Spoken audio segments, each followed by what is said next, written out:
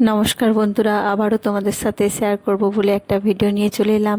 এই ভিডিওটা বানিয়েছিলাম আমি জন্মাষ্টমীর দিনে। জন্মাষ্টমীর দিন সকাল থেকে না, জন্মাষ্টমীর দিনে মানে পুজোর যা যা আয়োজন, কী কী ভোগ প্রসাদ বানালাম, কিভাবে পুজো করলাম, সেগুলোই তোমাদের সাথে সব শেয়ার করব। তাই তোমরা ভিডিওটা স্কিপ না করে পুরো দেখো। যদি কারো ভালো লেগে থাকে তাহলে দেখো, জোর করব না। যদি ভালো না লাগে তাহলে স্কিপ করে যেতে পারো। এদিকে দেখো, জন্মাষ্টমী মানেই তো তাল, তাল লাগে। তালের লুচি, তালের ফুলুরি, অনেকে পকোড়িও বলে, সেগুলো বানাতে হয়। তাও দেখো, এই একটা তাল নিয়েছি, এই একটা তালেই হয়ে যাবে। প্রসাদ বানাবো, ভোগ বানাবো ভগবানের, খুব বেশি লাগবে না। আর তালটা প্রথমে দেখে ভেবেছিলাম হয়তো ভালো হবে না, কারণ তালের কালার দেখে বোঝা যায় ভালো না খারাপ, কারণ অনেক তাল। কিন্তু যাই হোক, তালটা খুব ভালো ছিল আর মিষ্টিও ছিল। আমি যতবারই তাল বানিয়েছি ভগবানের প্রসাদের জন্য, জানি না ভোগের কারণে ভালো হয়ে যায় নাকি ভালো পাই, কিন্তু কোনো দিনও তেতো বেরোয়নি আর খারাপও বেরোয়নি, ভালোই বেরিয়েছে। আর এই তালটা আমার পতিদেব কিনে নিয়ে এসেছিল। ও তো কিনতে জানে না ভালো করে বেছে কেমন ভালো তাল না খারাপ, কিন্তু তাও যাই হোক কিনে নিয়ে এসেছিলো, ভালোই বেরিয়েছিল। আর এই ভোগগুলো আমি সব ঠাকুর ঘরেই বানাচ্ছি ওপরে, সেই জন্য তোমরা সব দেখো আস্তে আস্তে আমি কিভাবে সব মানে ভোগগুলো বানাই। এদিকে প্রথমে তালটা এত শক্ত ছিল কি বলবো, ওইটা দেখে তো আমার মনে হচ্ছিল যে এই তালটা নিশ্চয়ই খারাপই হবে, হয় তেতো হবে, নাহলে মানে কি বলবো, ভালো হবে না। কারণ ছাড়াতেই পারছিলাম না, এত শক্ত খোসাগুলো ছিল। তারপর কোনো রকমে ছাড়িয়ে এদিকে তালগুলো ঘষতে শুরু করে দিয়েছি। তালে খুব বেশি শ্বাস ছিল না, একটা তালে মিডিয়াম তালটা ছিল, খুব বড় তালটাও ছিল না, সেই জন্য যতটুকু বেরিয়েছে প্রসাদের মতো হয়ে গেছে। এদিকে দেখো আমার এতটা তাল বেরিয়েছে। এবারে আটাগুলো রেখেছি, আটাটা একটা অন্য জায়গায় নিয়ে, এগুলো সব ঠাকুরের বাসনপত্র, ঠাকুর ঘর, ঠাকুর মানে ঠাকুরের প্রসাদ বানানোর জন্য সব বাসনপত্র রাখা আছে। মায়ের শরীর ভালো ছিল না বলে আমি সব এসে বের করলাম, তারপরে সব কিছু ধোয়াই পরিষ্কার করে রাখা ছিল, তবু আর একবার একটু ধুয়ে নিলাম, তারপরে সব বানাচ্ছি। নাহলে মা প্রতিবারে রেডি করেই রাখে সব বাসনপত্র ধুয়ে টুয়ে। এবছর খুব বেশি ভোগ বানানো হয়নি, যতটুকু পেরেছি বানিয়েছি। একা হাতে আর কতটাই বা করতে পারবো। তারপর আমারও ছোট ছেলে আছে, ও ঘুমোলো, তারপরে সব বানালাম। দুপুরবেলা বসে বসে এই ভোগগুলো বানালাম, তাতেই সন্ধে হয়ে গেল।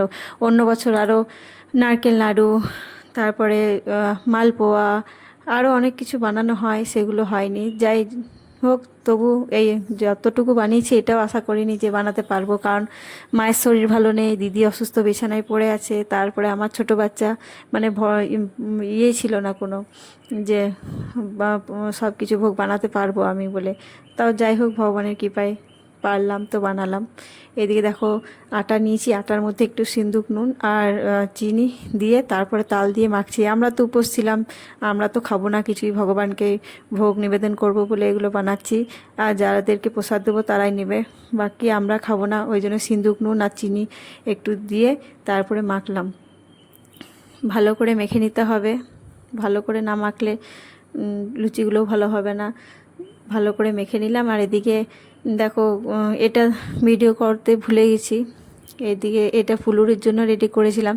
এমনিতে তো চাল গুঁড়ি আটা দিয়ে দুটো মিক্স করে করলে ভালো হয়, কিন্তু আমি এখানে শুধুই আটা আর একটু বেশি করে একটু চিনি আর একটা কলা দিয়ে মেখেছিলাম। নাহলে একটু চাল গুঁড়ি, তারপরে পাকা কলা, আর যদি নারকেল কোড়া দিয়ে করা হয় না, চিনি দিয়ে মৌরি দিয়ে, তাহলে কিন্তু আরও দারুণ টেস্ট হয়।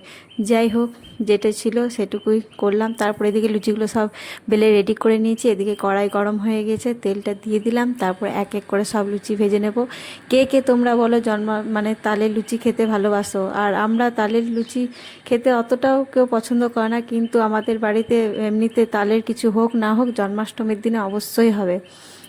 কোনো বছর জন্মাষ্টমীর দিনে হয়, কিংবা কোনো বছর জন্মাষ্টমীর পরের দিনে হয়, কিন্তু হয়, সেই সময়ই হয় তালের কিছু বানানো, লুচি, তালের পকোড়ি, আর যাই বলো। আর এমনি অন্য দিন কেউ খায়ও না, আর বানানো হয় না। যাই হোক, দেখো লুচিগুলো সব ভেজে নিচ্ছি এক এক করে। খুব চিন্তায় ছিলাম যে এবছর মনে হয় ভগবানকে শুধু ফল দিয়েই পুজো দিতে হবে, করতে পারবো না, কারণ এমন পরিস্থিতির মধ্যে ছিলাম। কিন্তু না, সব হয়ে গেল। সবই ভগবানের ইচ্ছায়, ভগবানের ইচ্ছা থাকলে সবই সম্ভব হয়। আমরা যদি কোনো কিছু করব বলি তাও আমরা করতে পারি না। আমি অনেকবারই দেখেছি, একবার না, যদি কিছু ভাবি বলি করব কিন্তু হয় না, কিন্তু যেটা হওয়ার থাকে সেটা ঠিকই হয়ে যায়, কোনো উপায়ে তো হয়ে যায়। আর এদিকে ক্যামেরা করছিল আমার মা, কারণ ক্যামেরা করার লোক ছিল না, ওই জন্যই অনেক কিছু বাদ পড়ে গেছে।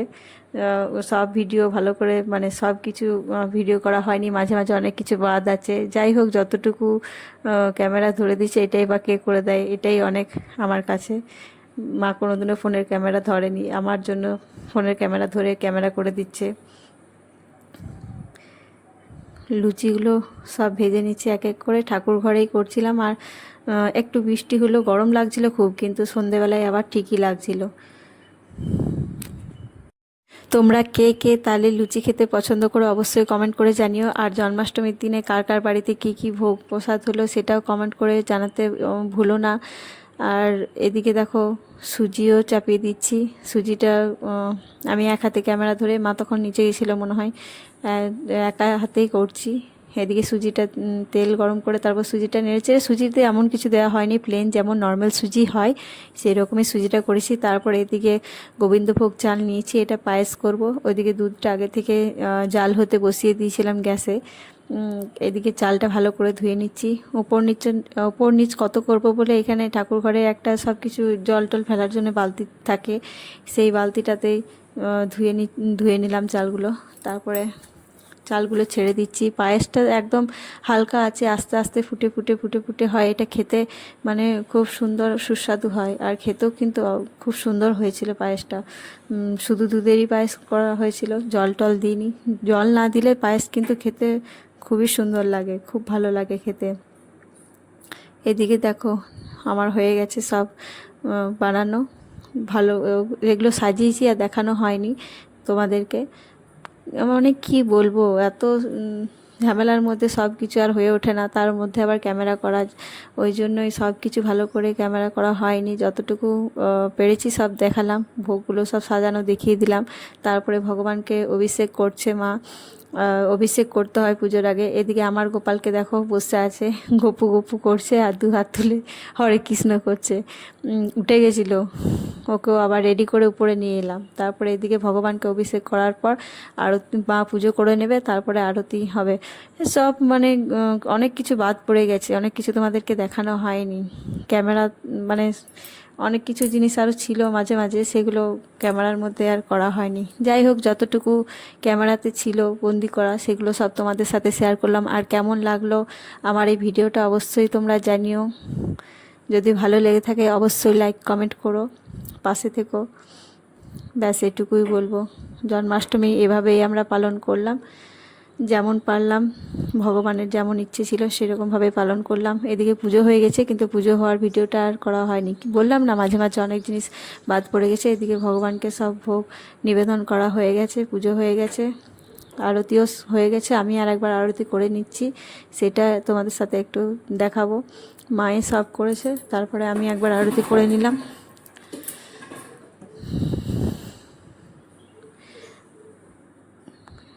কেমন লাগলো ভিডিওটা তোমাদের অবশ্যই আমাকে কিন্তু জানাতে ভুলো না বন্ধুরা।